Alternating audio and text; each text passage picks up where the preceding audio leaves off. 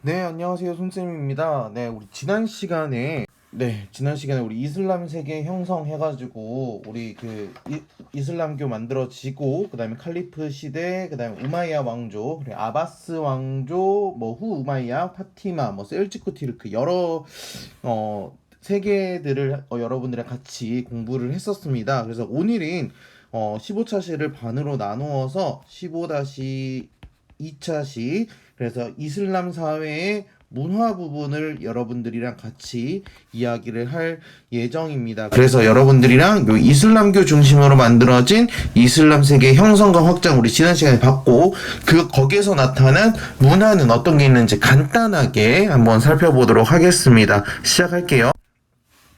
네, 우선 성격이라고 하면 우리 이슬람교의 가장 큰 경전, 뭐 불교에는 불경이 있고 그다음에 크리스트교에는 성경이 있으면, 여기에서는 이슬람교는 쿠란이라는 경전이 있습니다. 그래서 쿠란의 가르침이 거의 일상을 지배하는 종교 중심의 사회였다라고 여러분들이 잘 기억하시면 좋겠습니다. 그래서 대표적으로 뭐 일부 다처제라든지 돼지고기를 금기한다거나 뭐 자선활동이라든지 예배의식, 우리 지난번에 15-1차시에서 뭐 오행 같은 게 있었죠. 신앙고백, 예배, 금식, 희사, 그리고 메카 순례, 이런 것들이 있었는데, 그런 것들이 성격으로 나왔다라고 보시면 되겠습니다. 그래서 특징은요, 우리 평등 사상 얘기했었습니다. 그래서 이슬람족, 이슬람이 아닌 사람들 원래 차별했다가 평등하다라고 얘기했는데, 실제적으로는 일단은 아랍인을 우대한다는 게 가장 큰 특징입니다. 그래서 아바스 왕조 때부터 페르시아인, 튀르크인 등 비아랍인들이 활약하기도 했었지만, 일단은 뭐 기본적인 모습은 이러했다라고만 여러분들 잘 기억하시면 좋을 것 같네요. 넘어갈게요. 그렇다면 문화는 어떠했는가? 문화는 동서 문화의 융합. 우리 이슬람 이 세계 서아시아 얘기했을 때 가장 크게 얘기했던 게 바로 이 융합이라는 키워드였죠. 그래서 융합으로 인해서 여러 문화들, 그리고 아랍어라는 자신들만의 언어가 만들어지면서 공통 요소로서 등장을 합니다. 그리고 중국의 제지법이라든지 또는 화약, 그리고 나침반, 네, 이런 것들이 전래되면서 동서문화 교류에 공헌하면서 유럽 문화에 자극을 주는 역할도 했습니다. 왜냐하면은 서아시아가 이렇게 있다 그러면은 이쪽에 있는 동아시아 같은 경우 중국을 중심으로 하는 동아시아, 그다음에 유럽, 이렇게 있으면 이거를 연결해주는 역할이었다라고 여러분들 생각하시면 될 것 같아요. 그래서 뭐 제지법이라든지 화약이라든지 나침반 같은 경우는 주로 이제 송나라 때 들어오기도 했는데, 이런 것들이 들어오면서 유럽의 르네상스 운동에 큰 영향을 주었다라고 여러분들이 해석하시면 될 것 같습니다. 그렇다면 이제 다음에 이제 어떻게 구체적으로 이슬람의 문화들이 있었는지를 한번 살펴볼게요. 첫 번째로는 신학, 그리고 법학을 중심으로 살펴볼 텐데, 신학이랑 법학 같은 경우에는 똑같이죠. 쿠란의 내용을 연구하는 과정에서 발달을 합니다. 또한 우리 비잔틴 제국 다음 이제 4단원 대단원 4에서 대주제 4에서 공부할 건데요.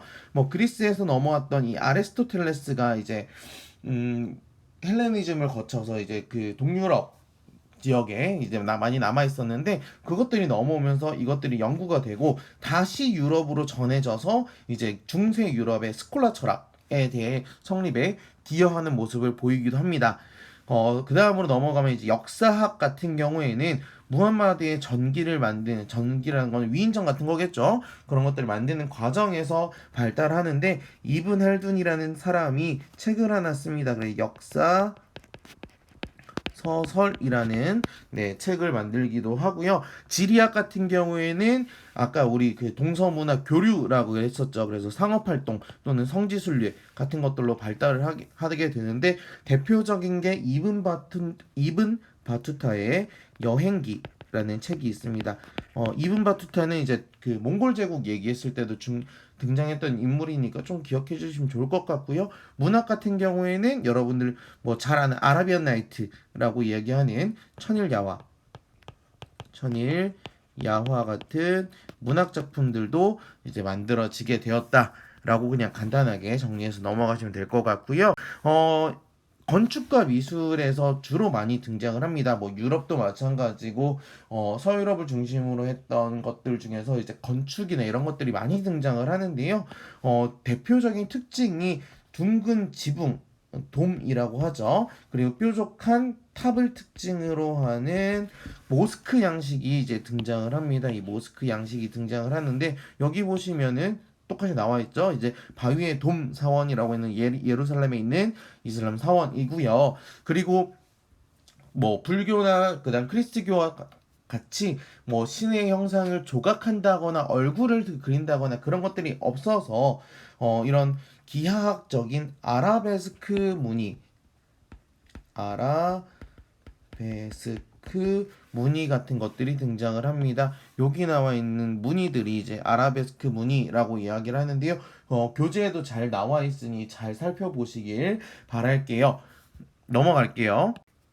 그리고 나서 가장 중요하게 펼쳐지는 것들이 바로 이 자연과학 부분입니다.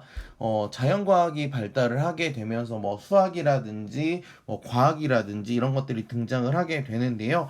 페르시아와 인도의 영향으로 발달하고 유럽에 전해져서 근대 과학 성립에 기여했다라고는 알려져 있는데 간단하게만 전해 보면은 수학 네, 여러분들 수학 좋아하나요? 네, 수학 보시면은 여러 가지 숫자들로 많이 계산을 하거나 나와 있죠. 그 숫자를 우리는 아라비아 숫자라고 합니다.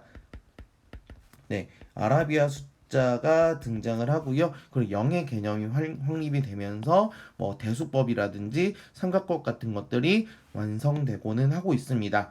천문학 같은 경우에는 그 전까지만 하더라도 지구가 중심이고 하늘이 지구를 중심으로 돈다라고 하는 천동설이 이제 지배적인 네, 흐름이었다면 이들이 이제 주로 교역을 하고 교류를 하고 왔다 갔다 여행기도 많이 남기고 하다 보니 네, 지구가 구형 동그랗게 되어 있다라는 거를 이제 처음으로 이제 제안을 하고 제시를 하는 네, 모습이 보입니다. 그리고 그런 태양을 중심으로 하는 태양력 이란 역법에도 큰 관심을 갖게 되고요. 뭐 화학과 물리학과 의학에 대해서도 네, 굉장히 큰 네, 발전을 이루어지고 있는데 여러분 교재 84쪽을 보시면 네, 페이지 84쪽을 보시면 뭐 알칼리, 알콜, 그다음에 뭐 알제브라, 그다음에 알고리즘 같은 AL이 들어가는 이런 단어들이 대부분 다 아라비아에서 나왔다라고 여러분들이 그냥 이해하시면 좋을 것 같아요. 그리고 의학 분야에서는 이븐 신의 의학 전범 같은 책들도 잘 기억해 주시면 좋을 것 같습니다. 굉장히 짧게 여러분들이랑 살펴봤죠. 굉장히 많은 내용을 지난 시간에 담다 보니까 오늘은 그냥 사회 그리고 문화를 중심으로 여러분들 오늘 내용을 정리를 한다면 가장 중심이 되는 것들은 이 사회든 문화든 쿠란이라는 겁니다. 쿠란의 가르침, 쿠란의 경전의 내용대로 이야기를 하는데 사회 분야 같은 경우에는 뭐 평등을 강조한다거나 쿠란에 대한 가르침 이런 것들이 일상생활에 계속 묻어나온다라고 여러분들이 기억하시면 좋을 것 같고요. 문화 같은 경우에는 일단 가장 큰 키워드는 동서 교류.